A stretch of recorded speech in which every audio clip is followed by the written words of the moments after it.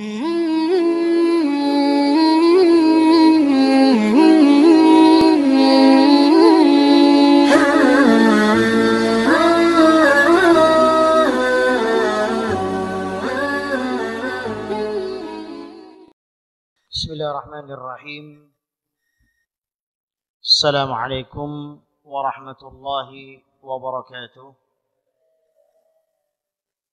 Innal hamdalillah nahmaduhu wa nasta'inuhu wa nastaghfiruh wa na'udzu billahi min shururi anfusina wa min sayyiati a'malina. Man yahdihillahu fala mudilla lahu wa man yudlil فلا هادي له أشهد أن لا إله إلا الله وحده لا شريك له وأشهد أن محمدا عبده ورسوله لا نبي بعده بعد.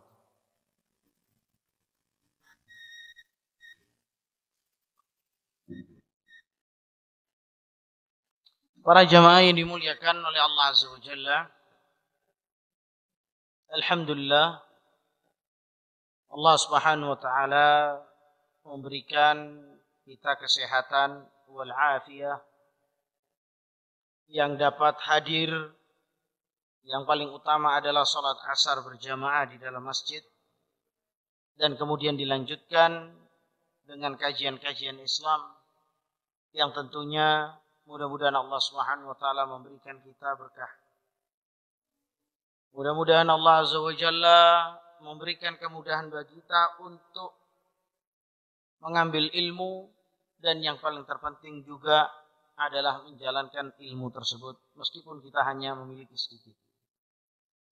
Para jamaah, hari ini kita akan membahas tentang babun fi bayani ma yustahabbu au yubahu fi'luhu fis shalah. Kita akan membahas tentang penjelasan apa-apa yang dibolehkan di dalam sholat, atau apa-apa yang dibolehkan dikerjakan di dalam sholat. Kemarin kita membahas apa yang tidak dibolehkan di dalam sholat, tapi tidak membatalkan sholat. Itu sudah kita bahas. Maka hari ini kita akan membahas tentang apa-apa yang dibolehkan, melakukan sesuatu yang dibolehkan di dalam sholat. Jadi antum melakukan satu hal itu dibolehkan dalam sholat. Yang pertama, para jamaah, yusannu lil musalli raddul mari min amamihi qariban minhu. Yang pertama adalah hal-hal yang dibolehkan di dalam salat adalah mencegah orang yang jalan di depan kita saat itu kita sedang salat, dan kemudian dia melangkah atau melewati kita dalam jarak jangkau yang dekat. Jadi kalau misalnya antum di situ, orang yang jalan di sini, maka antum tidak perlu mencegah, karena tangan antum pastinya tidak sampai. Jadi yang dicegah itu adalah orang yang lewat ketika kita sholat, di depan kita sholat, yang mana itu berada dekat dengan kita. Maka kita boleh mencegahnya. Jadi kalau misalnya ada orang sholat di depan kita, ada orang yang jalan di depan kita, langsung kita hentikan dia.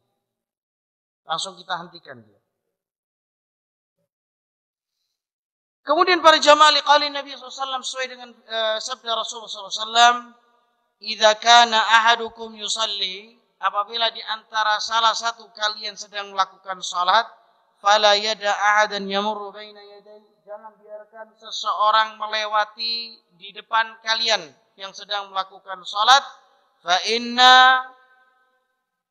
aba falyuqatilhu fa innama hu al-qarin. Apabila dia menolak, jadi orang yang lewat itu ketika kita cegah tetap mereka menolak, falyuqatilhu. Maksudnya falyuqatilhu ini memang artinya menurut bahasa maka bunuhlah dia, bukan. Jadi artinya bukan falyuqatilhu. Masa sih Ustaz orang ngelawati sholat harus dibunuh? Falyuqatilhu maksudnya adalah apa? Perangi dia. Kenapa kita harus memerangi atau cegah mereka? Fa inna ma'ahu al-qarin. karena yang bersama dengannya itu adalah syaitan. Jadi orang yang melewati, orang yang sedang melakukan sholat, sesungguhnya dia bersama syaitan. Kalau dia tidak mau dicegah. Sudah kita cegah, tapi tetap paksa mau lewat. Ya, itu tidak diperkenankan. Hadis ini diriwayatkan oleh Imam Muslim. Kemudian, lakin idza kana amamul musalli sutratun ay syai'in murtafi'un min jidari aw nahwihi. Akan tetapi, apabila seorang yang sholat di depannya ditaruh sutrah, murtafi'atun, sutrah ini yang dihitung itu tingginya, Pak. Bukan tebal atau tipisnya. Jadi kalau misalnya satu hal yang bisa digunakan untuk berdiri, maka itu adalah sutrah. Mungkin antum orang-orang dulu, orang-orang tua kita, kalau sholat di depannya pasti ditaruh kursi. Ingat ya, coba antum ingat sama nenek-nenek antum atau ibunya antum. Kalau sudah sholat pasti di depannya ada apa? Kursi. Itu namanya sutrah. Bahasa Indonesianya adalah pembatas. Apabila antum menaruh sutrah terus kemudian antum sholat, ya, maka para jamaah yang dimuliakan oleh Allah, fala ba'sa ayyamura min waraiha. Maka orang yang ingin melewati, maka dia boleh melewati di belakang sutra. Jadi kita sholat dan di sini adalah sutra, maka orang yang lewat di belakangnya itu boleh. Yang tidak diperbolehkan adalah di antara kita dengan sutra. Maka sutra ini adalah pembatas. Orang-orang dulu melakukan ini semua. Coba orang-orang sekarang mungkin agak lupa atau mungkin tidak tahu. Nah, ini salah satu masjid yang kayaknya harus pakai sutra, ya masjid ini. Karena masjid ini dindingnya ini hanya ada di pinggir saja, sedangkan di tengah ini tidak ada sutra. Sutra ini bentuknya macam, nanti insya Allah kita akan bahas. Wa kadza idza taja ilal murur lidikil makan. Apabila dia ingin membutuhkan untuk jalan, dia tetap harus jalan. Kalau saya tidak jalan sini tidak bisa. Berarti jalan ini sangat sempit. Fayamurru, maka jalanlah, lewatilah. Wala yaruddu al musalli, dan orang yang sholat tidak perlu mencegah. Jadi para jamaah, orang yang sholat juga jangan maunya sendiri. Tidak mau dilewati, tapi sholatnya ngawur. Datang ke masjid. Ini kan permasalahannya di sholat sunnah. Kalau sholat wajib, siapa yang mau melewati orang sholat wajib? Orang semuanya sholat. Yang bermasalah di sini adalah sholat sunnah. Tiba-tiba antum sholatnya pas di depan pintu. Ini nyari masalah nih, Pak. Lagi kan nyari masalah kan? Orang lewat sana sini, kira-kira yang disalahkan itu orang yang sholat atau orang yang lewat? Orang yang sholat. Terus datang, Ustaz, saya sholat. Sak boso, wah ini melewati saya sholatnya. Loh, kamu sholatnya di mana? Depan pintu. Pantes. Makanya antum kalau mau sholat sunnah, antum isi dulu yang terdepan. Kan ada hadis Rasulullah SAW mendapatkan keutamaan didoakan oleh malaikat. Kata Rasulullah SAW, barang siapa yang sholat di shaf, pertama akan didoakan oleh malaikat. Kemudian para sahabat, bagaimana shaful tsani wa tsalits? Bagaimana shaf yang kedua dan yang ketiga? Maka Rasulullah SAW mengatakan shaful tsani. Maka yang didoakan malaikat adalah shaf pertama dan shaf kedua. Jadi antum ucuk-ucuk sholat, jangan sholat di tengah. Itu juga nyari masalah. Jadi kalau misalnya antum datang ke masjid, langsung ambil shaf yang terdepan. Rebutan, Pak, shaf depan ini. Jangan berleye-leye. Ya, para ulama-ulama, para tabi'in, para sahabat, itu kalau sudah dengar adzan, ini kalau bisa ya. Ya, wallahu alam nih pekerjaan yang ada di mana? Di Bosowa ini bisa ditinggalnya itu seperti apa, wallahu alam. Tapi misalnya seperti kayak satpam, seperti kayak polisi yang memang jaga para imam atau jaga para khatib, itu pasti sholatnya belakangan. Tapi kalau misalnya antum memang mempunyai kesempatan untuk lebih awal untuk sholat, laksanakan, Mbak. Dan tidak ada sesuatu pun yang bisa menghalangi kita untuk sholat. Tidak ada. Karena sholat adalah kewajiban.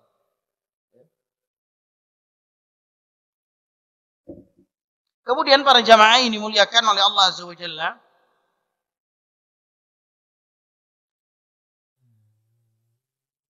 Wa kadza idza kana yusalli fil haram. Ini juga terjadi kalau antum sholat di Masjidil Haram. Fala yamna'ul mururu baina yadayhi. Jangan antum mencegah orang yang jalan di Masjidil Haram ketika itu saat itu antum sholat. Lianna Nabi SAW kana yusalli bi Makkah wan nas yamurruna baina yadayhi wa laysa dunahum sutrah. Karena Nabi Muhammad SAW sholat di Mekah Masjidil Haram dan manusia saling melewati, yamurrun, melewati di antara Rasulullah SAW sholat, wa laysa dunahum sutrah, dan Rasulullah tidak pakai sutrah ketika saat itu. Rawahul khamsah. Maka ini adalah salah satu keringanan dan dalam keadaan juga uzur. Karena Masjidil Haram itu tidak pernah sepi, Pak. Jadi antum sholat, orang lewat itu khusus untuk Masjidil Haram tidak ada masalah. Masjid Nabawi atau Masjidil Haram. Tetapi pendapat Syekh Al-Albani tetap tidak diperbolehkan orang melewati orang yang sedang sholat. Terus bagaimana yang di Masjidil Haram? Tetap harus antum cari tempat yang di depan antum ada sutra. Misalnya apa? Tembok. Misalnya apa lagi? Orang. Jadi kalau misalnya ada orang duduk kayak gitu, antum masuk, langsung sholat di belakangnya Pak Haji. Nah, ini aneh, Pak. Saya pernah kayak gitu. Datang saya langsung sholat di depan kayak Pak Haji sini, orang yang duduk malah minggir. Kelihatan ada orang sholat tidak enak. Malah dia minggir. Akhirnya orang yang sholat karena disunnahkan untuk mencari sutra, minggir juga. Tidak enak lagi. Loh ini kok gimana nih? Minggir lagi. Nah ini harus dipahami. Jadi kalau misalnya di belakangnya antum ada orang sholat, maka antum tidak mengapa untuk menjadi sutra. Yang tidak boleh adalah wanita. Jangan sampai ada wanita di depan antum ketika sholat. Itu bisa membatalkan, Pak, ya. Nah, kemudian para jamaah yang dimuliakan oleh Allah, maka Syekh Muhammad bin Shalih Al-Utsaimin tetap mengatakan kalau misalnya antum ada di Masjidil Haram, Masjidil Haram ini ada dua, berarti Mekah dan Madinah, tapi khusus pada Mekah ini, Pak, ya. Kalau Madinah insya Allah bisa itu. Karena banyak tiang di Madinah. Walaupun antum diperbolehkan ketika antum sholat banyak orang yang wirawiri, tapi tetap antum harus cari tempat yang mana antum tidak bisa dilewati oleh orang ketika sholat. Harus cari itu. Tidak ada tempat, kata siapa tidak ada. Ya kalau tidak ada berarti apa tuh? Lapangan itu. Ya. Maka para jamaah, wattikhadhu sutra sunnah fi haqqil munfarid wal imam. Menggunakan sutra bagi orang yang sholat sendirian dan bagi imam, maka dihukumi sebagai sunnah. Kalau imam enak, Pak, gampang. Sutranya imam ya langsung tembok. Terus bagaimana kalau misalnya antum sholat Idul Fitri, Idul Adha di lapangan? Berarti imamnya harus bawa apa? Tongkat. Atau imamnya harus bawa apa? Busur panah. Nanti bawa busur panah, repot lagi. Dibilang aliran keras. Ini imamnya kok bawa busur. Atau mungkin antum bawa tombak gitu. Mau ngapain ini? Lebaran-lebaran bawa tombak. Ya jangan. Kalau orang dulu bawa tombak, busur, pedang itu tidak ada masalah. Kita bawa tongkat aja. Kalau enggak bawa kursi. Tahu kursi lipat itu kan? Bawa. Ketika antum jadi imam, pasang itu di depan antum, kemudian itu sholat. Ini hukumnya sunnah. Idza shalla ahadukum falyusalli ila sutra. Apabila di antara kalian sedang melakukan sholat, maka sholatlah di hadapannya adalah sutra, wal yadnu minha, dan dekatlah dengan sutra itu. Jadi kita tidak boleh jauh-jauh. Misalnya sutranya di sini, antum sholatnya di pintu situ. Bukan sutra itu, Pak. Antum ya, Pak, sholat di depannya sutra. Itu sutra. Sutra itu harus dekat. Secara orang sholat, ya. Nah kemudian rawah Abu Dawud bin Humayjah min hadits Abi Sa'id. Wa ammal ma'mum fasutratuhu sutratu imam. Adapun makmum, sutrahnya adalah imam. Jadi gini, Pak, ya. Kalau misalnya imamnya sudah sutra, sudah punya sutra tembok, maka antum dijalani orang nggak ada masalah. Makanya di Arab Saudi itu kan ada orang salat Allahu Akbar. Antum kalau kebelet repot itu. Di Masjidil Haram itu nggak ada kamar mandi. Kamar mandinya semua di luar masjid. Sama kayak di sini nggak ada kamar mandi. Makanya antum kalau kamar mandi kan harus ke sana. Itu gimana kalau misalnya antum keluar dari masjid ini, antum dibebaskan tidak masalah. Kenapa? Karena sutrohnya antum sudah diwakili oleh imam. Jadi misalnya antum dari sana itu kebelet mau kencing, sedangkan pintu di sana tidak ada, sana tidak ada misalnya. Antum harus ke sana kan? Berarti antum lewat aja, tidak apa-apa, tidak ada masalah. Ini khawatir bagi yang belum datang ini nanti dikasih tahu.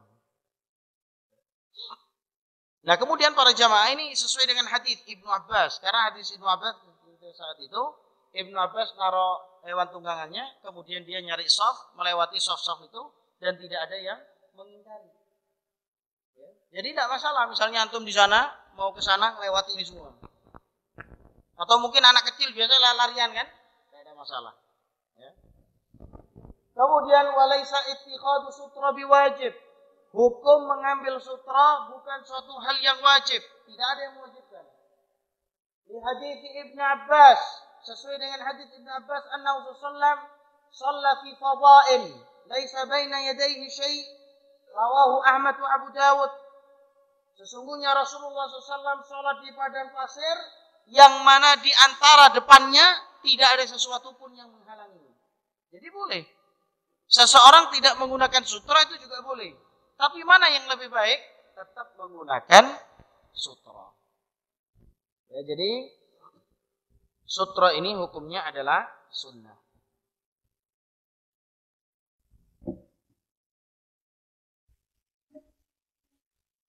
Kemudian para jamaah, wa yanbaghi an takuna as-sutra qa'imatun kamukhirati ar-rahli. Dan sutra itu dibolehkan seperti pelana pada sandaran unta. Antum tahu pelana ya? Pelana ini bukan tariannya itu. Pelana ini yang diduduki. Antum tahu dudukannya kuda itu? Atau dudukannya unta. Yang agak tinggi. Itu boleh dijadikan sutra. Kenapa kok yang dibahas ini pelananya unta? Ya karena dulu Rasulullah bersutra itu. Ya bukan Rasulullah ya. Maksudnya orang-orang ketika saat itu bersutra itu. Ay qadara dhira'in. Kalau tidak, sutra itu tingginya satu hasta. Satu hasta itu begini, Pak. Ini sekitar 42 cm. Ya, ini seperti ini. Tingginya itu segini, Pak. Kemudian sawa'un kana daqiqatan au aridan, maka boleh tipis maupun tebal. Jadi tipis sama tebal itu tidak ada pengaruh. Yang pengaruh itu adalah tinggi pendeknya. Jadi kalau misalnya antum mau pakai sutra dengan menggunakan benda, yaitu minimal panjangnya segini sudah. Apa boleh bersutrohkan mobil? Misalnya antum ya boleh. Apakah boleh antum sutrohnya pohon-pohonan? Ya boleh, tidak ada masalah. Sutrohnya antum tripod? Boleh. Ini kalau ini boleh enggak? Kurang tinggi. Kalau ini kurang tinggi. Kalau misalnya yang 1 liter boleh enggak? Yang 1 liter itu. Boleh ya? Boleh. Seperti itu ya Pak ya. Jadi yang dipermasalahkan itu adalah tinggi dan pendeknya. Baik. Kemudian wal hikmatu fi ittikhadhiha. Apa hikmahnya kita menggunakan sutra? Apa hikmahnya? Litanna al-mara baina yadayhi. Untuk mencegah orang yang jalan di hadapannya kita. Walitamna'ul musalli minal insyighali bima wara'aha. Untuk mencegah orang yang sholat supaya tidak sibuk. Nah coba antum Pak. Ketika antum sholat, Allahu Akbar, orang wirawiri di depan antum kayak mau ke pasar keluar masuk. Kira-kira antum khusyuk nggak sholatnya antum? Kurang khusyuk. Sehingga ditaruh sutra supaya tidak ada orang yang melewati sutra tersebut. Kemudian, wa in kana fi sahra, apabila kita sholat di sahra, padang pasir luas, shalla ila syai'in syakhis. Antum boleh sholat yang di depannya antum, temannya antum, seseorang atau seorang, Misalnya antum kayak Pak Ajis ini duduk, antum sholat di belakangnya, tidak ada masalah. Kemudian min syajarin, atau antum di belakangnya pohon atau tiang, au hajarin, atau antum bersutrohkan apa? Batu. Batunya jangan kerikil, Pak. Taruh kerikilin, jangan. Batu-batu besar, ya. Au asa, antum menggunakan tongkat misalnya, boleh. Fa illam yumkin gharsul asa fil ardi. Kalau seandainya antum memang mampu untuk menanam asa tadi, tongkat. Dengan cara apa? Dengan cara ditanam. Maksudnya ditanam tuh terus keluar buah-buahan, bukan. Maksudnya ditanam itu ditempelkan, diincepkan, ditancapkan gitu ya. Ditanam gitu ya. Wada'u baina yadayhi ardan, dan kemudian baru kita taruh. Kalau misalnya tidak bisa ditanam, kalau misalnya tidak bisa ditancapkan itu, maka kita taruh dengan cara melintang tidur. Itu sudah. Misalnya tidak bisa ditancapkan ya, misalnya. Gimana caranya? Antum taruhkan melintang di depan. Mungkin itu sebagai tanda kalau antum sedang melaksanakan sholat. Tapi para jamaah, wa idza iltabasat al-qira'atu 'ala al-imam. Ini yang kedua para jamaah. Apabila imam salah di dalam salat, fal ma'mum ayyusmi'ahu al-qira'ah as-sahihah. Maka makmum boleh membenahi atau membenarkan kesalahan ayat yang dibaca oleh imam.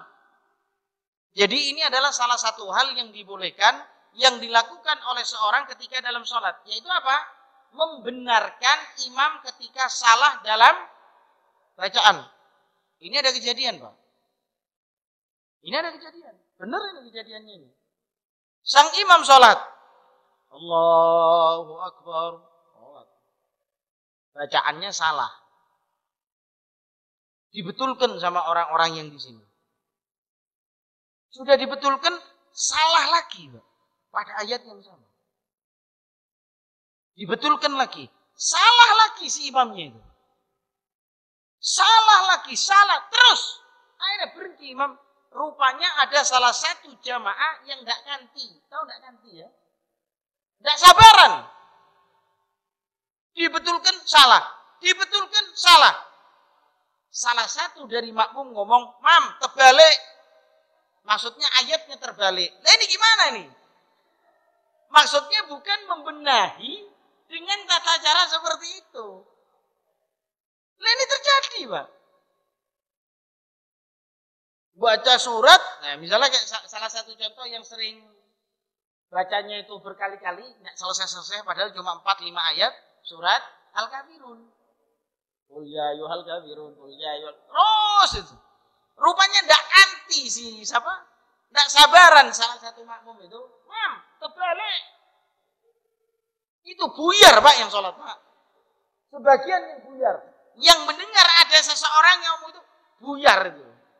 Apa katanya orang ini sampingnya? Astagfirullah, baru nemoni saya orang sholat kayak gini. Menggunakan bahasa ini. Maksudnya membenarkan itu bukan begitu. Tapi subhanallah, orang yang ngomong, "Mam, terbalik," sholatnya terus itu. Tidak dibatalkan. Gimana statusnya mereka dia sholat? Batal itu. Karena sudah tidak menggunakan bahasa Arab.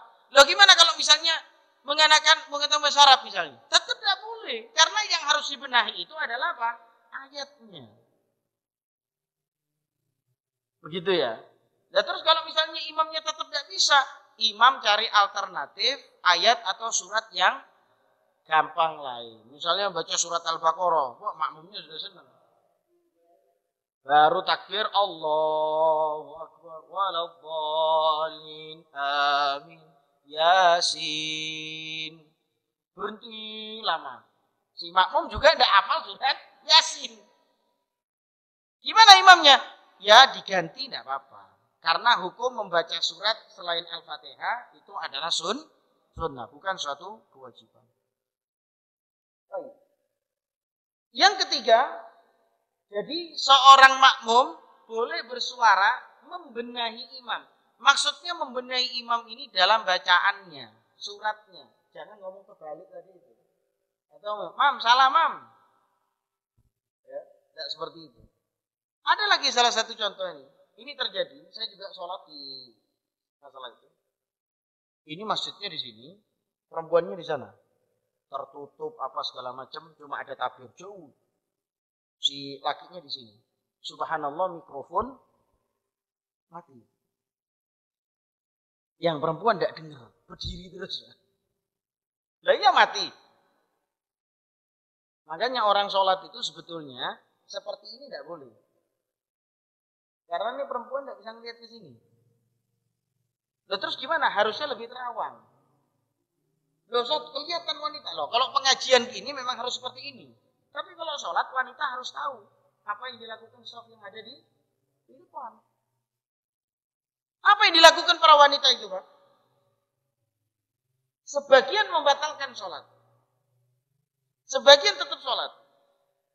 Yang membatalkan sholat buka takbir. Ketika imam rukuk ngomong sama si yang sholat, imamnya rukuk terus. Ini terjadi ini. Sami Allah. Sudah. Diintip lagi. Sujud. Kira-kira ini sholatnya batal ya? Batal itu, Pak. Orang berjamaah itu, satu, softnya harus bersambung. Dua, harus mendengar imam. Itu adalah syarat untuk sholat berjamaah. Jadi kalau level-level yang seperti ini untuk kajian sudah betul. Tapi harusnya untuk sholat, kalau memang nanti ada sholat, itu harus terawang. Kenapa kok harus terawang? Supaya makmum yang ada di wanita itu bisa melihat sang imam. Atau minimal shaf yang ada di depannya. Loh kenapa? Terkadang imam itu kan sujud tilawah, Pak. Wasjud waqtarib Allahu Akbar. Imam langsung sujud tanpa rukuk kan? Ya kan? Si makmum perempuan karena tahu ini surat sudah habis, rukuk dia. Terus yang bikin aneh lagi si imam takbir tak pakai sami Allah. Allahu Akbar. Itu takbir kan? Katanya si makmum perempuan, iki sholat. Oh, enggak ini hal-hal yang semacam ini harusnya lebih dipikir ulang. Saya juga punya masjid juga seperti ini. Saya selalu ngasih tahu pada para takmirnya, kalau untuk sholat terawang. Tapi kalau untuk pengajian betul. Kenapa? Karena pengajian ini kan kita melihat langsung. Jangan ada yang terawang. Nanti lihat-lihatan. Begitu. Tapi kemudian para jamaah, wa yubahu yang ketiga, wa yubahu lil musalli lubsu thawbi wa nahwi. Orang yang sholat boleh mengenakan baju. Maksudnya mengenakan baju misalnya gini. Misalnya antum ihram ya. Baju ihram itu kan lepasan. Jadi misalnya sholat Allahu Akbar. Maksudnya merapikan. Itu boleh. Ya. Misalnya sarungnya kurang apa itu boleh. Tapi sesekali. Jangan terus-terusan. Atau mungkin antum bikin lomba. Lomba pakai baju ketika sholat. Tidak mungkin. Gimana caranya? Ini tidak benar cara-cara yang seperti ini. Maka para jamaah yang dimuliakan oleh Allah Subhanahu wa taala boleh untuk mengenakan pakaian. Maka bukan maksudnya mengenakan pakaian itu antum pertama tidak pakaian, ketika sholat terus ngambil pakaian gitu terus pakaian. Bukan. Maksudnya membenahi apa yang sudah ada. Gitu ya. Wa hamlu syai' wa wada'uhu. Antum boleh ngambil sesuatu ketika sholat atau antum juga boleh naruh. Allahu Akbar. Boleh. Karena tidak sampai bisa membatalkan sholat. Misalnya, Allahu Akbar. Boleh. Ini satu hal yang mudah. Dan tidak perlu dengan gerakan yang banyak. Baik. Wa fathul bab. Membuka pintu. Boleh buka pintu. Tapi buka pintu posisinya antum memang ada di sebelah pintu. Jangan antum sholat di sini, istri antum assalamualaikum terus antum mundur gitu terus buka pintu maju lagi. Bukan. Jadi buka pintu itu boleh karena posisi antum di situ sholatnya. Rasulullah melakukan seperti itu karena apa? Pintunya Rasulullah, yaitu rumahnya Rasulullah kecil, Pak. Kalau misalnya ada orang mau, misalnya istri antum mau masuk kamar gitu, antum sholat di depan pintu, boleh enggak buka pintu? Boleh. Tapi buka pintunya, posisinya antum tetap ke arah kiblat kan? Dok, mas dibuka mas. Terus suruh lagi, bukan gitu. Dia buka pintu dengan cara yang mudah, maksudnya sedikit. Tidak perlu dengan menggunakan gerakannya yang banyak. Kemudian para jamaah walahu qatlu hayyatu wa aqrab.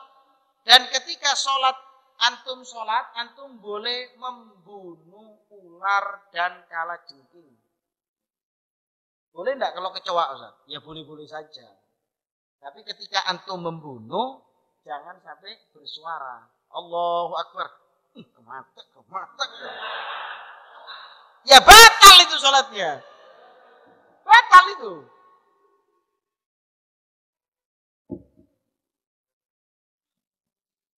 Antum boleh membunuh, ya tapi dengan cara apa? Dengan cara antum tetap posisi dalam keadaan sholat. Ya kalau misalnya antum ketakutan karena itu, ya sudah batalkan aja, Pak. Ya sudah dipukul, enggak mati, dipukul, enggak mati. Batal sholatnya antum. Boleh enggak pindah? Berjalan sedikit gitu. Boleh. Jangan sampai untuk apa? Berpindah arah kiblat. Itu kalau anak-anak kecil itu, anak saya itu kalau saya bangunin, kan subuh itu kan bangun itu ya. Itu sholat pasti ngadep ke timur, Pak.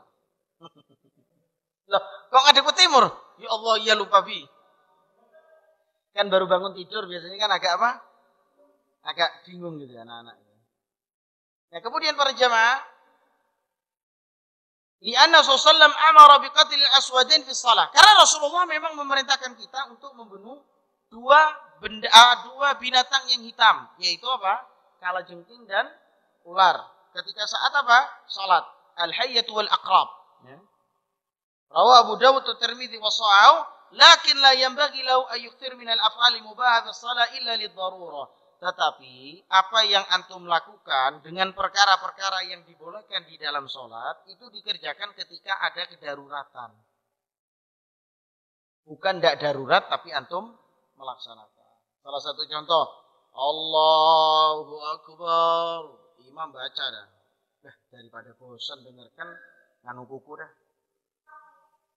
Kan ada kan gitu kan? Atau apa? Tangannya diginikan, ini diginikan terus ini. Ini bukan sholat, Pak, olahraga ini.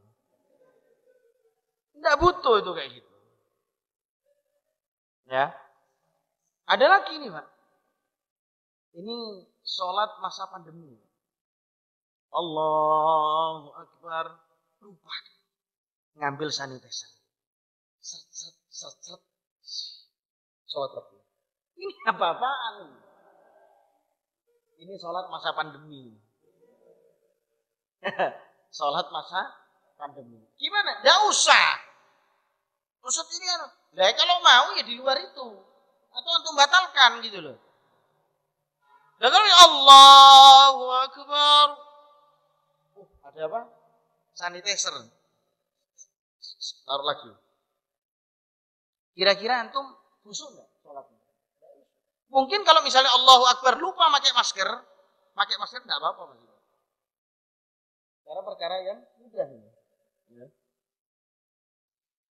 Fa inna aktsara minha min ghairi darurah, apabila dia melakukan bukan tanpa kedaruratan, wa kanat mutawaliyah, dan itu secara terus-menerus, abtalat as-shalah, maka salatnya akan batal.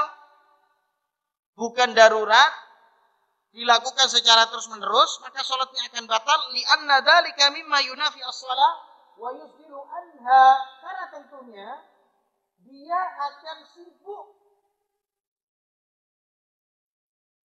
Dan bisa jadi dia tidak dinamakan sebagai sholat. Tentunya kan anak-anak yang di WhatsApp itu, yang di Facebook ketika sholat, sujud, apa yang dilakukan? Apa? Lifestyle apa itu? Hah? Freestyle. Sholat, sujud, tangan sama kepala, terus kakinya dipanjangkan gitu. Freestyle ya. Bahasanya itu ya. Bahasa Indonesianya apa? Kayak bebas ya. Freestyle. Kan ada kan gitu kan? Sholat Allahu Akbar terus kakinya diwanjangkan. Ini bukan cara sholat ini, cara olahraga ini. Itu membatalkan sholat Pak ya. Kemudian yang selanjutnya, yang keempat, wa idza arada lil musalli amrun ka istidanu alaihi aw sahwin imami aw khafa ala insan al-wuqu' fi halaki falahu at-tanbih ala dzalik. Apabila seorang yang sholat mendapatkan misalnya izin dia mau masuk rumah atau imamnya sholatnya lupa, maka sang makmum boleh mengucapkan Subhanallah, kecuali ayat. Kalau ayat yang lupa, ayatnya yang dibetulkan. Jangan ayatnya lupa, antum ngomong Subhanallah, bingung nanti imamnya. Ya, nah ketika imam lupa ini Pak, dibetulkan sama antum, tapi tidak mau imamnya. Ya apa antum? Imamnya sholat, baca ayat. Tiba-tiba antum betulkan imamnya itu, bacaannya. Tapi imamnya tidak mau tahu, tetap terus jalan. Ngalah Pak, kalau antum jadi makmum. Kalau antum tidak ngalah, tidak jadi sholat Pak, perang. Nah iya jadi perang nanti antum. Jadi imamnya salah, misalnya imam sholat, baca ayat, makmumnya nganggap itu salah. Dibetulkan sama si makmum. Imamnya tidak mau, tetap terus jalan. Gimana antum? Ya sudah diem. Ya, kenapa? Karena surat itu hukumnya sunnah, tidak menjadi satu kewajiban. Jadi kalaupun salah, itu tidak bisa membatalkan sholat. Karena hukumnya sunnah, kecuali Al-Fatihah Pak ya. Tidak boleh salah. Kalau Al-Fatihahnya salah, batal. Ya. Selanjutnya para jamaah yang dimuliakan oleh Allah Azza wa Jalla.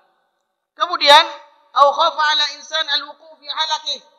Atau seorang yang sholat, dia takut karena ada bencana. Kayak kemarin, misalnya di Lombok ada orang sholat, goncang kan? Gimana itu? Bubar enggak orang yang sholat? Bubar enggak apa-apa kalau misalnya itu keras. Ya, tapi kalau misalnya cuma sedikit, goyang sedikit, antum bolehlah pegangan begini. Atau mungkin antum menghindar enggak apa-apa. Ya. Selanjutnya para jamaah, falahu at-tanbih ala dzalik. Kita harus memperingatkan hal-hal yang semacam ini bi ayyusabbih ar-rijal wa tasbih al-mar'ah. Maka ketika imam itu salah dalam rakaat, sujud, ruku', maka sang makmum mengucapkan subhanallah, sedangkan wanita menepuk tangannya, bukan tepuk tangan. Menepuk tangan. Allahu Akbar. Imamnya salah. Sudah ditepuk, imamnya tidak ngerti. Salah. Nah, karena pembahasannya terkadang perempuan itu tidak ngerti, Pak. Disuruh nepuk, imamnya tidak Ustaz. Salah itu saya tepuk tangan semua. Nah, kalau antum tepuk tangan, semuanya makmum perempuan tepuk tangan semua. Tambah kaget imamnya. Salat apa ini?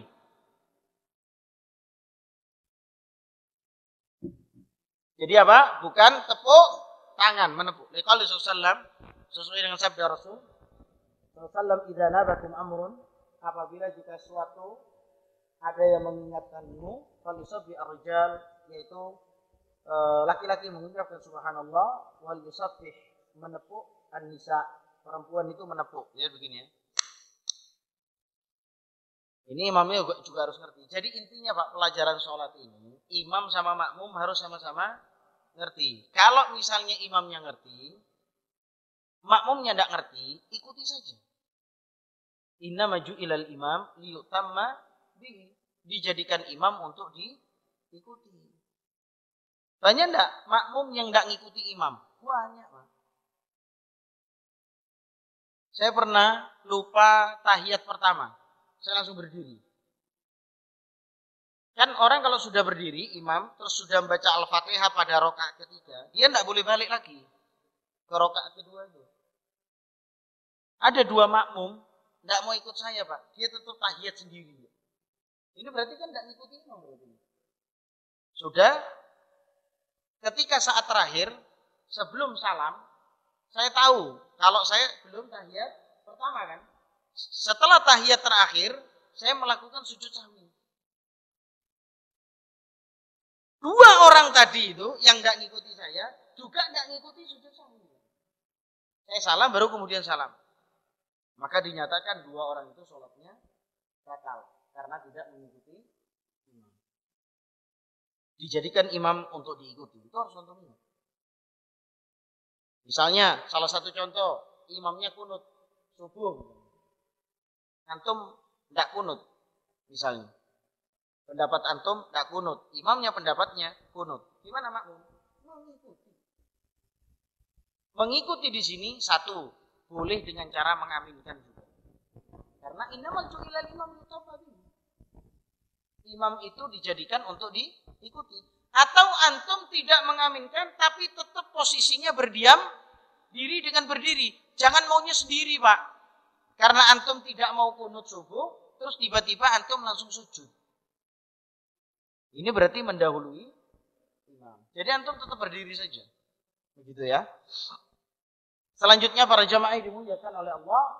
Wala yukrah as-salam 'ala al-musalli idza kana ya'rif kaifa yurad. Maka tidak mengapa seorang yang sholat menjawab salam. Ini bagi orang yang paham bagaimana menjawab salam ketika sholat. Assalamualaikum, antum sholat, Allahu Akbar. Assalamualaikum, Assalamualaikum. Nah, dibuka begitu. Antum terus, Ustaz Iqbal ngomong, ketika sholat boleh menjawab salam. Waalaikumsalam. Assalamualaikum. Ini ono wongi. Sudah jawab salam tapi kok tidak dibukai pintunya. Sholat. Ini bukan jawab salam yang dimaksud. Bukan begitu, Pak. Tapi para jamaah, ini untuk antum semua. Kalau misalnya antum ke rumahnya orang, 3 kali salam, antum tidak dibuka pintu. Tapi antum ngerti, kayaknya dia itu ada orang. Jangan benci antum. Berarti antum tidak diizinkan masuk. Tidak perlu. Ada orang yang saya ke rumahnya. Tamu tidak dihormati. Bukan. Rasulullah SAW ketika datang ke rumahnya seorang sahabat, salam 3 kali. Tidak dibukakan pintu. Pulang Rasulullah. Pegel. Berarti memang tidak diizinkan. Lari sahabat itu. Ya Rasulullah, kenapa kamu kok tidak masuk rumah saya? Saya salam 3 kali. Kamu tidak jawab salam. Berarti kan saya tidak dikasih masuk. Ya sudah saya pulang. Lah antum juga tidak perlu nesu, Pak. Pegel. Tidak perlu. Dan antum juga ada waktu-waktu yang dilarang untuk ke rumahnya orang. Misalnya tengah malam. Tidak boleh, Pak. Habis sholat subuh. Tidak boleh. Habis sholat isya. Tidak boleh. Itu waktu-waktu keluarga itu. Nah kalau misalnya antum ingin ke rumah orang dengan waktu habis sholat isya, izin. Saya mau ke rumahnya antum, bisa enggak? Oh ya bisa. Jangan tiba-tiba, Assalamualaikum, Assalamualaikum. Terus yang paling lagi Pak, yang tidak diperbolehkan, Assalamualaikum, tidak dibuka pintu, ngintip di kaca. Ngintip di jendela. Kalau enggak Pak, masuk dari pintu belakang. Assalamualaikum, Assalamualaikum. Dapurnya, kamarnya diduduk. Ini, apa ini? Apa kata Rasulullah? Kalau ada orang yang minta izin masuk, kemudian ngintip-ngintip itu, aku akan lempar matanya itu dengan kerikil. Atau melempar tidak apa-apa. Tapi hati-hati dilaporkan.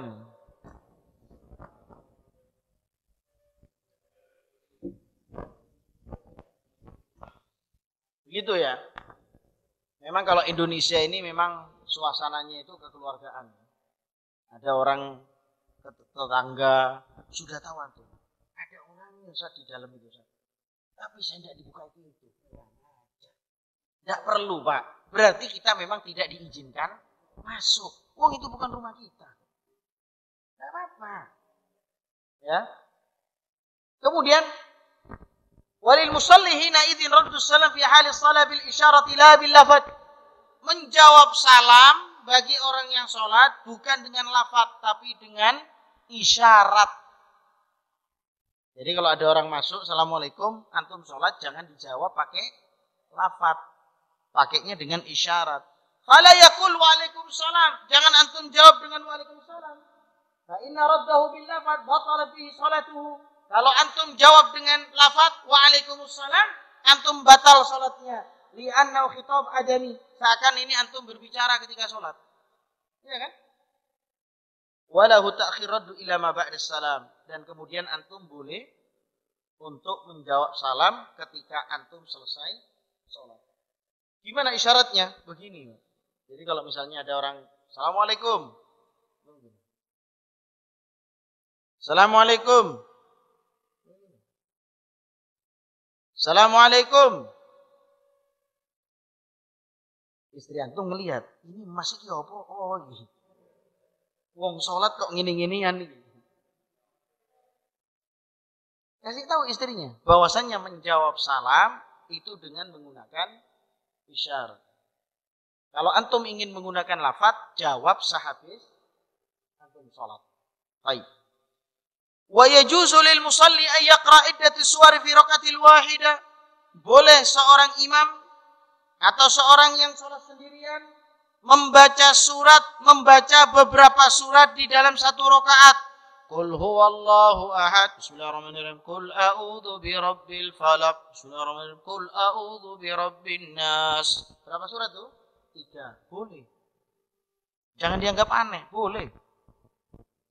Lama fi sahih, sesuai dengan apa yang dihaditskan dari Nabi Muhammad SAW, anna Nabi SAW qara'a fi rakatin minal qiyamati bil Baqarah wan Nisa'i wa Ali Imran. Rasulullah SAW pernah sholat di dalam satu rakaat membaca surat Al-Baqarah, dilanjutkan An-Nisa, dilanjutkan Al-Imran, Ali Imran. Hampir 6 juz. 6 juz paling. Itu langsung gemeter. Pernah di Masjid Al-Faus, masjid kami, itu sholat tarawih dari jam 7 sampai jam 9. Kalau tidak salah 2 juz. Itu terakhir sholat witir, yang pertama berapa soft, tinggal 1-2 soft. Hilang semua. Memang kalau orang sholat lama, itu ditinggal masjidnya. Tapi kalau 23 rakaat 7 menit, tambah rame masjidnya. Setannya itu banyak di situ. Maksudnya apa? Seseorang ini memang inginnya lebih yang enak. Gitu. Kalau terlalu lama-lama, antum sendiri kadang-kadang juga, aku ini mau ngantor, aku mau gini. Makanya imam juga harusnya persetujuan sama makmum. Ya makmum, saya mau sholat tarawih 11 rakaat 2 juz. Yang enggak kuat silakan duduk. Jangan sampai meninggalkan imam atau meninggalkan sholat. Kalau begitu, karena antum sholatnya di masyarakat. Ya antum baca surat Al-Baqarah 2 juz setengah 1 rakaat, hilang kabeh gua. Enggak bisa. Karena apa? Setannya terlalu banyak. Harusnya enggak perlu hilang. Kalau antum enggak kuat, sholat sambil duduk. Kalau antum enggak kuat. Kemudian para jamaah, itu biasa orang-orang tua ya. Kalau kita enggak kuat, gimana sih, masih muda semua, masa enggak kuat. Cuma 2 juz setengah. Antum jagongan dari jam 9 malam sampai jam 1 malam. Misalnya ngelihat apa itu, pesta-pesta, konser-konser kan berdiri. Ya, lihat konser berdiri. Masa sholat cuma 2 juz setengah enggak kuat gitu loh. Kan gitu. Nah, kemudian para jamaah, wa yajuzu lahu ayyukarrir qira'atu surat fi raka'atain. Dan boleh di dalam 2 rakaat yang dibaca cuma 1 surat. Misalnya rakaat pertama kulhu. Rakaat kedua kulhu lagi. Ya. Itu boleh, enggak ada masalah karena sunnah hukumnya. Wa ayyuqassim as-suratul wahidah baina raka'atain, dan juga boleh 1 surat antum bagi 2 rakaat. Jadi setengahnya antum baca di rakaat pertama, setengahnya antum baca pada rakaat kedua. Boleh. Wa yajuzu lahu qira'atu awakhir surah awsatiha. Lama rawa Ahmad Muslim an Ibn Abbas, anna Nabi sallallahu alaihi wasallam kana yaqra fil ula min raka'atil fajr qala ta'ala qulu amanna billahi wa ma unzila ilaina. Wa fi thaniyal ayah fil Ali Imran, qul ya ayyuhal kitab ta'alu ila kalimatin sawa'in bainana wa bainakum. Maka para jamaah, sesungguhnya Nabi Muhammad SAW dari riwayat Ibnu Abbas, Rasulullah membaca di rakaat pertama fil ula min rakaatil fajr, dari rakaat fajar adalah kalimat qulu amanna billahi wa ma unzila ilaina dan surat Al-Baqarah ayat 136. Adapun di rakaat kedua Rasulullah membaca surat Al-Imran ayat 64. Boleh enggak? Boleh. Jadi misalnya antum baca pertengahan ayat, antum baca awal ayat, antum baca akhir ayat. Boleh. Apa kata Allah Subhanahu wa taala? Apa firman Allah? Wa li umum qauli ta'ala, faqra'u ma tayassara minal Qur'an. Maka bacalah bagi kalian yang mudah dari Al-Qur'an. Faqra'u ma tayassara minal Qur'an. Dalam surat Al-Muzammil ayat 20, lakin akan tetapi la bagi al-iktsar min dzalik bal yuf'al ahyanan. Tapi bacaan-bacaan yang seperti ini jangan terus-menerus dibaca setiap rakaat.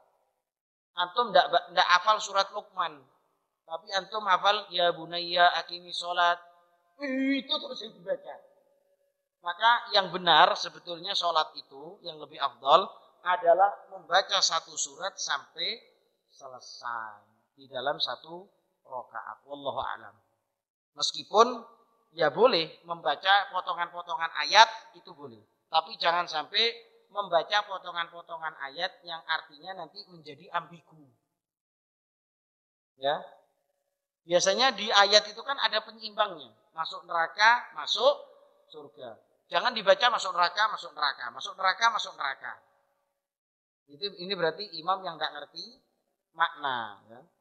Walil musalli ayyasta'ida inda qira'ati ayat fi hadithu adab. Ketika sang imam atau orang yang sholat membaca ayat yang isinya azab, boleh dia untuk berlindung dari azab itu kepada Allah. Wa ayas Allah inda qira'ati ayat fiha dzikru rahmah. Dan ketika antum baca ayat isinya tentang rahmat Allah, antum boleh meminta rahmat Allah. Walahu an yusalli ala Nabi sallallahu alaihi wasallam inda qira'ati dzikri li ta'atil salat ala inda dzikr. Jadi ketika ada salawat, innallaha wa malaikatahu yusalluna 'alan nabi. Nah, ketika saat itu kita boleh bersalawat kepada Nabi Muhammad SAW karena salawat itu sangat ditekankan. Jadi ini boleh. Ketika antum membaca atau mendengar ayat-ayat yang azab, antum minta perlindungan kepada Allah. Allahumma inna nas'alukal jannah wa na'udzubika minan nar. Terus kemudian apabila misalnya ada kalimat untuk masuk ke dalam surga. Ya ayatuhan nafsul mutmainnah irji'i ila rabbiki radiyatan mardiyah fadkhuli fi ibadi wadkhuli jannati. Ini kan masuk surga kan? Maka antum bisa ngomong, Allahumma inna nas'alukal jannah. Ya Allah, masukkanlah saya ke dalam surga. Maksudnya hal-hal yang semacam ini jangan seperti yang dibuat-buat oleh masyarakat. Suhufi Ibrahim wa Musa alaihi wassalam. Ini tidak ada dalilnya nih, Pak. Suhufi Ibrahim wa Musa alaihi wassalam. Disolatkan begitu kan? Ini tidak ada dalilnya. Ya. Baik, kemudian para jamaah, hadhihi jumlah min al-umur allati tustahabbu laka aw yubahu laka fi hal shalah. Maka perkara-perkara ini yang sudah kita sampaikan, ini adalah perkara yang dibolehkan untuk dikerjakan ketika sholat. Raja an tastafida minha wa ta'mal biha. Maka harapannya adalah mengambil faedah dan mengerjakan apa yang telah dibolehkan. Hatta takuna ala basirah min dini. Sampai ini menjadikan apa? Basirah pada agama kita. Wa nas'alullahu lana. Kita selalu minta kepada Allah. Walakal mazid. Tambahan. Minal ilmi nafi', yaitu ilmu yang bermanfaat, wal amal salih, yaitu amal yang saleh, wal yu'lam, dan perlu diketahui anna shalah ibadatun 'azimah. Karena sesungguhnya salat itu adalah ibadah yang agung, yang besar. La yajuzu ayyuf'al aw yuqal fiha illa fi hudud syari' al-warid an Rasulullah sallallahu. Kita tidak boleh melakukan sesuatu, berbicara sesuatu yang mana ada batasan syariat yang telah diriwayatkan dari Rasulullah. Jadi kalau itu tidak diriwayatkan dari Rasulullah, kita tidak boleh pakai. Fa 'alaika bihtimamu biha, atas antum semua untuk memperhatikan perkara ini, wa ma'rifati ma yukammiluha wa yuqisuha, antum tahu apa yang menyempurnakan salat dan apa yang mengurangi pahala salat, hatta tuaddiha 'alal wajhil akmal, sampai antum mengerjakan salat ini dengan sempurna. Wa hakadha minni wallahu a'lam. Ini yang dapat kita sampaikan. Mungkin ada pertanyaan sebelum kita tutup? Fadhal. Assalamualaikum warahmatullahi wabarakatuh. Salam. Pertanyaan saya Pak Ustaz, terkadang itu kan ketika menunggu waktu sholat sambil menunggu iqomah, kan kita sholat sunnah.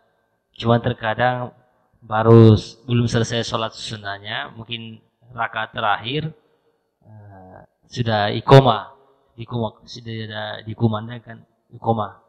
Terus posisi kita bagaimana? Apakah boleh menyelesaikan karena tanggung atau harus bergabung dengan jamaah? Kalau misalnya rakaat terakhir antum tinggal sedikit, antum lanjutkan sampai habis. Tapi rakaat terakhir antum masih satu rakaat, masih panjang, antum batalkan, ikutilah imam. Maka tidak ada sholat apabila dikumandangkan untuk sholat yang wajib. Jadi antum harus tetap mengikuti yang wajib, lebih diutamakan daripada ikut sholat sunnah, atau tetap menjalankan sholat sunnah. Jadi kalau misalnya masih sedikit, tinggal tahiyat gitu, mau salam, jangan dibatalkan. Selesaikan.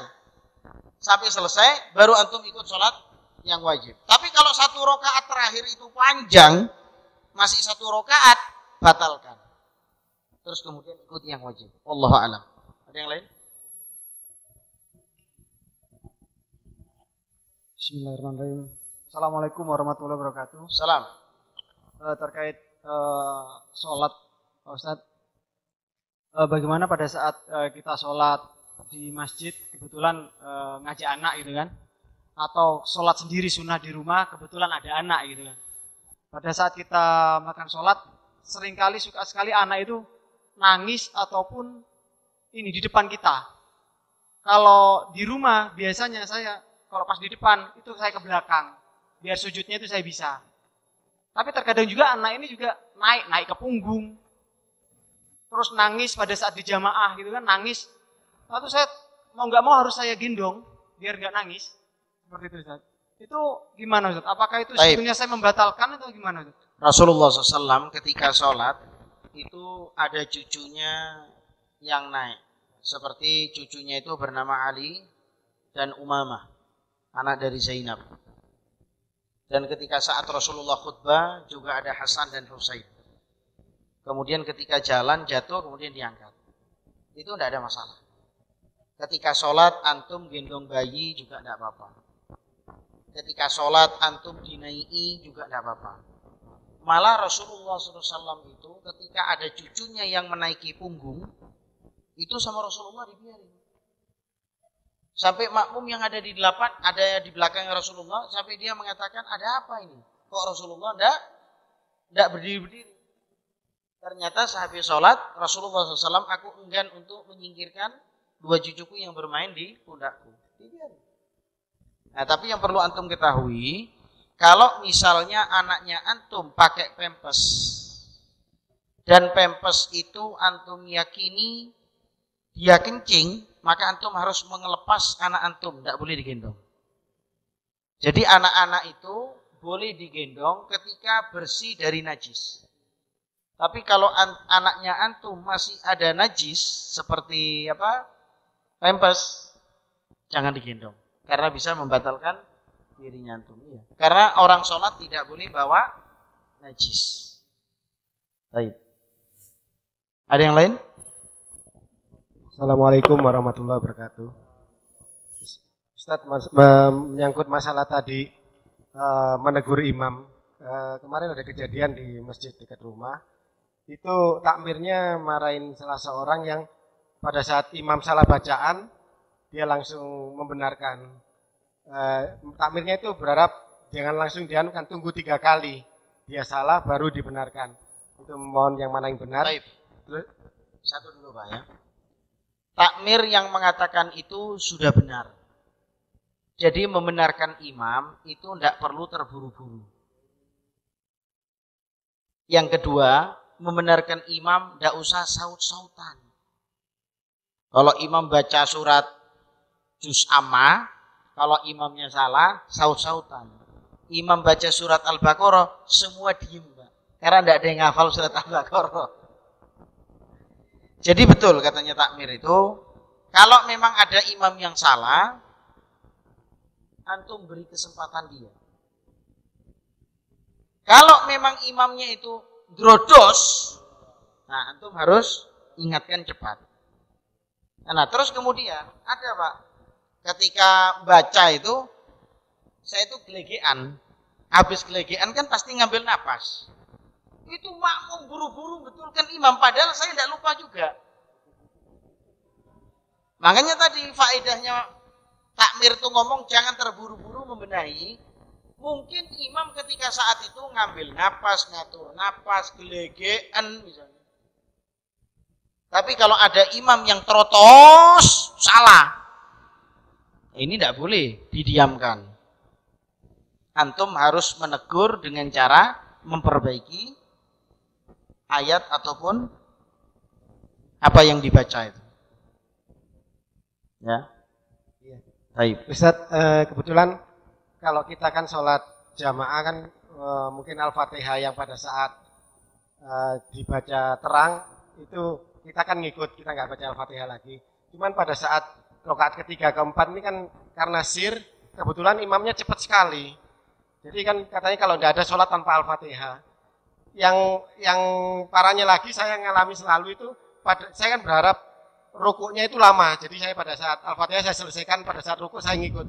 Rukuknya pun cepat. Baik. Jadi apa boleh saya memotong Al-Fatihah saya karena saya ikut imam? Ya, intinya gini Pak. Inna maju ilal imam liyutamma bihi. Dijadikan imam untuk diikuti. Kalau Al-Fatihah antum belum selesai, imam itu rukuk, segera ikuti imam. Kalau imam sami Allah ikuti. Karena ada 4 hal yang menjadikan pembahasan. Telat dari imam, bersamaan dengan imam. Ya. Pertama ya, mengawali imam, mendahului imam, bersamaan dengan imam, telat dari imam. Kemudian yang keempat apa? Mengikuti imam. Dari 4 hal ini yang dibolehkan cuma 1, mengikuti imam. Maksudnya telat dari imam gimana? Imam sudah salam, Assalamualaikum warahmatullah, Assalamualaikum warahmatullah. Makmumnya tutup tahiyat gitu. Itu tidak boleh. Tidak boleh. Dijadikan imam untuk diikuti. Coba antum ikut tentara. Coba ditendang antum sama kapten sama komandan itu. Iya kan, saking imam tidak boleh nendang. Iya kan, kalau imam boleh nendang, ditendang paling orang-orang yang tidak mau nurut itu. Jadi ada 4 hal, mendahului imam, bersamaan dengan imam, gerakannya maksudnya ya, telat dari imam, kemudian mengikuti imam. Maka dari 4 hal ini yang boleh hanya yang terakhir, yaitu mengikuti imam. Jadi antum itu telat dari imam. Jadi imam sudah ruku, antum berharap tadi rukuknya agak lama supaya saya menyelesaikan Al-Fatihah. Itu salah. Harusnya antum tetap mengikuti imam. Inna maju ilal imam liyutamma bihi. Imam itu dijadikan imam untuk diikuti, bukan untuk diselisihi. Tidak apa-apa. Karena ketika antum bermakmum, maka antum ini mewakilkan sholat antum itu kepada imam. Maksudnya mewakilkan ini jangan, mam wakilon aku sholat wis. Bukan. Bukan itu. Maksudnya mewakilkan itu apa ya? Imam ini kan yang menjadi komandan ketika saat itu kepada antum. Takbir, takbir. Amin, amin, ya kan? Seperti itu. Makanya cari imam yang terbaik. Jangan cari imam yang cek-cek. Baik. Ustaz, untuk ini mungkin banyak teman-teman juga mungkin mengalami. Tadi masalah gerakan yang dibolehkan di luar gerakan sholat. Itu yang mungkin sering itu adalah men-silent HP atau jadi pada saat sholat nyala. Itu boleh nggak kita matikan Ustaz? Nah, itu mungkin paling sering kita alami. Kalau misalnya ketika sholat HP antum berbunyi, boleh langsung mematikan HP. Karena ketika saat itu mendesak dan darurat. Ada kejadian, ini kejadian lagi. Sholat Allahu Akbar, tidak di silent, Terus Pak ditelepon terus. Jadi sholat itu Isya mulai dari rakaat pertama sampai rakaat terakhir isinya nada dering. Loh ini bener ini. Terus gimana? Tidak dimatiin. Habis salam langsung keluar orangnya, diambil telepon. Kon gak ngerti, aku iki sholat. Ya kalau tidak di silent akan berbuat lebih parah itu. Mending dia saja yang batal. Kalau memang mau dibatalkan kan. Ada orang sholat Allahu Akbar kering, dibatalkan sholat terus menerima telepon. Ini seburuk-buruknya manusia.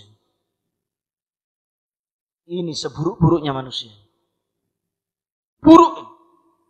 Orang nggak boleh batalkan sholat, kecuali dalam keadaan darurat. Antum tahu, kalau antum masuk masjid, setelah masjid itu azan, antum tidak boleh keluar kecuali kedaruratan. Ya macam-macam. Baru sholat Allahu Akbar, dia ingat, astagfirullah, istri saya ngamuk lagi kalau tidak diterima. Antum sudah sholat karena HP antum berbunyi, atau mungkin bos, ini kalau tidak diangkat dipecat saya. Tidak boleh. Baik, ada yang lain? Assalamualaikum warahmatullahi wabarakatuh. Ada 2 pertanyaan saya Pak Ustadz. Satu-satu. Ketika menjadi makmum masbuk, pas waktu jamaah itu kan pembatasnya kan imam. Ya. Ketika salam selesai, bukan pembatasnya imam, salah. Tembok depan imam ya. Sutrohnya adalah sutrohnya imam. Iya. Bukan imam yang jadi sutroh kita. Ya maksudnya itu Pak Ustadz. Ketika imam selesai tahiyat akhir, yang belakang belum rokaatnya belum lengkap, itu sudah ada banyaknya kecil yang lewat-lewat. Hukumnya bagaimana? Agak dikebawakan Pak. Nah, tanya lagi Pak. Gemereneng. Agak dibawakan lagi. Ketika imam sudah tahiyat terakhir kan sudah selesai, yang belakang yang ketinggalan itu belum selesai menyelesaikan rokaatnya, ya. Itu sudah banyak anak kecil di depannya wirawiri gitu Pak. Ya. Hukumnya gimana? Kalau antum menjadi orang yang baik, antum memagari sholat-sholatnya saudaranya antum. Paham? Gimana Pak? Tidak paham. Jadi kalau misalnya di depannya itu masih ada orang, antum jangan bergerak dari situ. Jadi antum menjadi sutroh bagi saudara antum. Jadi orang yang pas berada di depannya orang sholat, jangan dulu bergerak. Jadi antum menjadikan diri antum sutroh bagi dia. Terus kalau yang maksudnya yang saya sendiri jadi makmum masbuknya gimana Pak Ustadz? Jadi saya belum selesai, imam sudah selesai. Makanya temennya antum harus paham juga. Jadi kalau misalnya antum sholat, ini kan sudah selesai. Ya. Antum kan juga menghindari orang yang lewat kan. Ya. Solusinya temennya antum harus paham yang ada di depan. Jadi dia jangan dulu beranjak dari tempat itu. Kalau misalnya dia beranjak, ya sudah, antum kan ada di tengah itu. Oh ya. Nggak bisa antum ngapa-ngapain itu. Makanya solusinya adalah teman antum yang berada di situ tetap duduk menjadi sutrohnya antum. Berarti sampai selesai. Teman yang di depan itu kadang harus mengingatkan atau gitu. Ya gimana caranya antum mengingatkan antum sholat? Karena yang terjadi itu gini Pak Ustaz. Jadi begini Pak, dia sudah harus ngerti. Oh gitu ya. Tidak perlu antum sholat, jangan dulu gerak ya, saya sholat. Yang terjadi di perumahan saya itu, ya kalau sudah buyar itu anak kecil sudah wira-wiri, tidak karuan itu ada orang sholat di depannya itu. Nah makanya, kalau misalnya kondisinya di tengah, itu solusinya tetap itu Pak. Kalau memang tidak ada itu, ya sudah, antum jaga. Jangan sampai persis berada di depan antum. Kalau jauh lewatnya tidak apa-apa. Biarin aja kalau jauh. Jangan terus jauh, terus tangannya antum dijauhkan gitu, ya tidak bisa juga. Kadang dikasih tangan gini, tetap aja lewat anak kecil. Itu, ma'ahu qarin. Berarti di sampingnya dia ada apa? Ada syaitan. Antum harus jaga, harus tetap jaga. Yang kedua Pak Ustadz,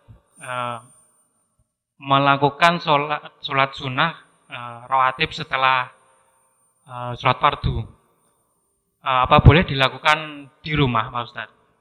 Maksudnya ada waktu tertentu kah atau berapa lama kah ketika saya sholat fardu di musola atau masjid, saya itu kadang melakukan sholat sunnah di rumah, tapi di dalam perjalanan itu kadang berhenti dulu di toko atau ada sesuatu, tidak langsung pergi ke rumah gitu.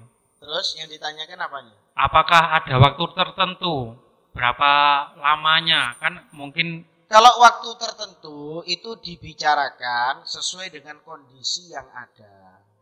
Kalau masjidnya rame, waktunya agak diperpanjang.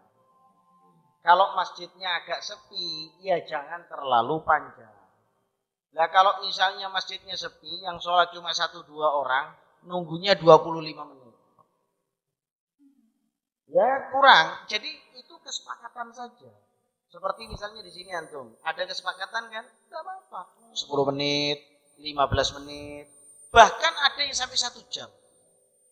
Misalnya begini, adzan jam berapa? Jam 11? Tidak ada, zuhur ya, misalnya.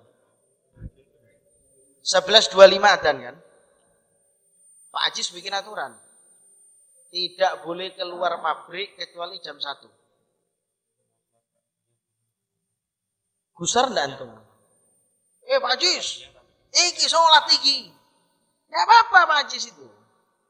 Yang penting ada kesepakatan. Jadi jam 11.25 antum ada satu orang di sini, tapi jangan dulu komat. Sampai jam 1, sudah jam 1, antum sama-sama datang ke masjid, baru antum sholat berjamaah, lalu istirahat. Ini sekedar contoh. Kenapa? Pak Ajis itu melihat, kalau antum keluar jam 11.24, itu ada yang sholat di masjid, ada yang tidak sholat di masjid. Paham maksudnya? Menjaga kekompakan karena antum di satu wilayah. Tidak ada masalah itu. Misalnya salah satu contoh yang ada di kampung-kampung, sholat asar jam berapa itu? Jam 4. Wah kalau 4:30 terlalu sore itu. Iya, jangan terlalu sore. Sebentar ya, ini saya jelaskan. Jam 4. Saya tanya sama alasannya petani itu, kenapa Pak? Jam 3 itu saya masih ada di sawah saat bajak apa? Boleh enggak? Boleh, kesepakatan aja. Yang penting sholat berjamaah tetap dijaga. Di desa-desa sering kok kayak gitu. Antum juga harus kesepakatan dengan takmir. Baik, yang kedua. Sholat ba'diyah Pak Ustadz. Setelah sholat fardu, saya kerjakan di rumah. Jadi saya sholat di masjid, habis itu saya pulang, saya kerjakan di rumah. Tapi dalam perjalanan itu saya berhenti dulu di ada waktu tertentu enggak ya, itu? Terus, enggak ada masalah. Enggak ada masalah itu. Sampai rumah baru antum kerjakan sholat sunnah. Enggak masalah. Yang penting jangan sampai lewat waktu asar. Kalau lewat waktu asar, antum boleh juga untuk mengganti sholat sunnah zuhur tadi di waktu setelah sholat asar. Boleh. Terima kasih. Baik, ada yang lain? Assalamualaikum warahmatullahi wabarakatuh. Salam. Ya, ini terkait dengan lalu lalangnya orang pada saat kita sholat. Biasanya kan kalau sholat jamaah itu ada anak-anak yang dibawa Ustaz. Iya. Pada saat orang tuanya sholat, anaknya ini wirawiri di depan kita. Lari-lari. Iya, gimana ini solusinya? Kalau memang satu kali Sebetulnya begini Pak ya. Lari-larinya anak-anak itu tidak membatalkan kita sholat. Satu. Yang kedua, kalau dia anaknya dipegang, ditaruh di sampingnya. Ini yang bermasalah, anak-anak itu lari, orang tuanya tidak sholat di masjid. Jadi anaknya dipakaian rapi, nah ayo sholat wis. Bapaknya mainan HP. Nah itu yang bermasalah bukan anaknya itu Pak. Itu yang bermasalah bapaknya itu. Jadi kalau misalnya antum pertanyaannya gimana sholat antum? Sah. Antum terganggu enggak? Terganggu. Antum pegang. Antum pegang, antum taruh di sampingnya antum, sholat sama dia. Enggak apa-apa. Dan yang lain juga harus memberikan tempat juga. Ya. Soalnya kita tidak boleh ngusir anak-anak dari masjid. Kan banyak kan, takmir-takmir, boleh wes.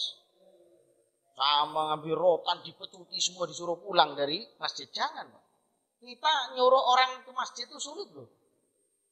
Jadi jangan sampai pernah ngusir orang dari masjid. Kecuali memang dia akan berbuat aniaya di dalam masjid. Baik. terus sebaiknya bagaimana Ustaz kalau kita bawa anak? Apa kita di posisi saf terdepan atau di Ya belakang ambil atau gini gimana? aja. Kalau misalnya antum tidak mampu untuk di soft depan karena anaknya antum ruwet Pak, antum ke soft belakang aja. Karena yang harus antum perhatikan bukan dirinya antum aja, tapi kekhusyuan orang yang ada di dalam masjid. Jadi antum ambil belakang. Saya misalnya kalau bawa anak Pak, saya tidak berani ada di depan. Saya pernah jadi imam, saya bawa anak, saya suruh duduk di sini. Anak saya, duduk ya, iya bi, anteng. Sudah takbir Allahu Akbar. Kemana Pak? Masuk ke ruang sosistem dirubah sendiri.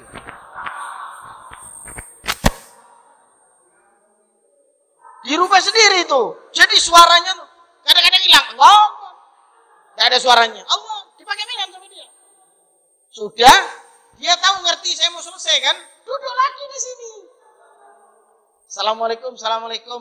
Wi, ayo pulang kentan. Dia tahu sudah hancurkan itu, Pak. Ya makanya, mulai dari itu, kalau saya bawa anak, saya nyuruh imam yang lain untuk maju. Karena saya sudah ada lagi, ketika saya imam, Allahu Akbar, anak saya naik mimbar. Sampai ke atas ini, sampai mau jatuh-jatuh. Akhirnya kan orang bingung semua itu. Mending apa? Ya di belakang. Itu lebih baik daripada ngaco masjid. Ada yang lain? Cukup? Pak Taufik? Pertanyaan susulan.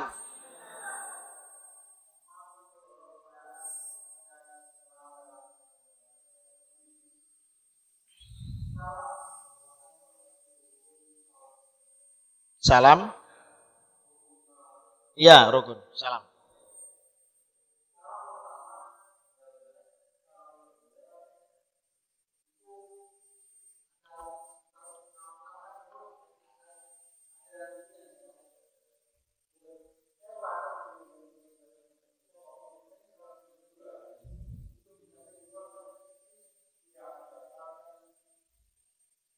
Salat. Taib. Kalau misalnya antum dihadapi masalah seperti itu, antum salam satu kali tidak apa-apa. Tanpa salam dua kali. Salam satu kali tidak apa-apa. Misalnya, Assalamualaikum warahmatullah. Atau Assalamualaikum. Sudah. Itu kadang-kadang yang ruwet siapa? Makmumnya. Imam kok tidak salam-salam ini. Iya kan? Padahal itu tidak mengapa. Yang penting salam satu kali itu sudah cukup. Baik.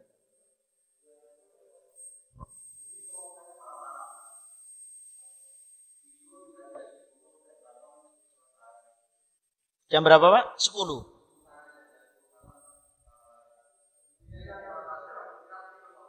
Iya. Oh enggak perlu tidur sholat tahajud. Sholat tahajud tidak perlu tidur. Siapa yang mensyaratkan sholat tahajud harus tidur? Mana syaratnya? Tidak ada. Antum sholat tarawih itu antum pikir surat apa? Antum tidur dulu apa itu sebelum sholat tarawih? Enggak. Jadi kalau misalnya antum memilih sholat tahajud dengan tidur terlebih dahulu lebih afdol. Bukan merupakan syarat, hati-hati ya. Terkadang orang ini tidak bisa membedakan antara syarat, rukun, sunnah, itu tidak bisa bedakan. Tidak ada yang mensyaratkan sholat tahajud harus tidur. Sekarang saya mau tanya sama antum, saya mau melekan malam, jam 3 saya belum tidur, terus saya sholat tahajud, boleh apa boleh? Boleh, tidak ada yang larang. Karena sholat tahajud itu hanya berkaitan dengan waktu. Kapan waktunya? Sehabis Isya sampai sebelum subuh, khalas. Nanti insya Allah akan disampaikan pada sholat tahajud. Soalnya Pak Haji sudah tanya, ini bab terakhir sholat, Pak Ustaz, masih banyak Pak Haji. Ini baru peritilan sholat kan. Kita belum menuju ke sholat sunnah-sunnah. Banyak sholat sunnah itu. Ya. Gitu Pak ya. Boleh jam 10, tidak ada masalah.